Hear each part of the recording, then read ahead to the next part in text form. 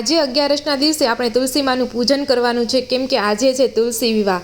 Welcome back to my mini vlog. હું છું રાધિકા। તો સવારમાં બધા જ પ્રકારના મિશન પૂરા કર્યા પછી હું કલર લઈ આવી અને રંગોળીના બીબા પણ લઈ આવી।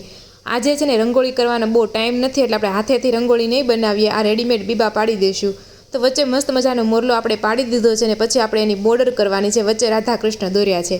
આ બાજુ હસબન્ડ પણ આપણે છે ને મદદ કરે છે રંગોળી બનાવવામાં, ફોન ઉપર વાતો કરતા જાય છે ને રંગોળી ચાલુ છે। આ બાજુ મમ્મી છે ને શેરડીનું રાડું લઈને આવ્યા છે, કેમ કે આપણે તુલસીમાનું પૂજન કરીને ત્યારે મૂકવાનું હોય છે। અને શિયાળામાં વરસાદ આવે છે એટલે આપણે છે ને રંગોળીને ઢાંકી દીધી છે, કેમ કે વરસાદનું નક્કી નહીં, અને જો વરસાદ આવે ને તો આપણી રંગોળી બગડી જાય। સાંજનો ટાઈમ થયો ને તે મમ્મીએ પ્રસાદીમાં બનાવ્યો કંસાર, અને મમ્મી છે ને મસ્ત મજાનું કંસારનું ગીત પણ ગાયું છે, તમે સાંભળો અને પછી કહેજો કેવું લાગ્યું। કંસાર જમું માતાનો પીરસેલ કંસાર જમું। ત્યાર પછી મેં મસ્ત મજાનું કંસારનું ડેકોરેશન કરી નાખ્યું, તમને કેવું લાગ્યું કોમેન્ટ કરજો ને પછી આપણે તુલસીમાની પૂજા શરૂ કરી। સૌથી પહેલાં ચુંદડી ઓઢાડી, બંગડી પહેરાવી અને કંકુ ચોખાથી આપણે તુલસીમાને વધાવી લીધા, અને પ્રસાદીમાં આપણે કંસારનો થાળ ધર્યો હતો।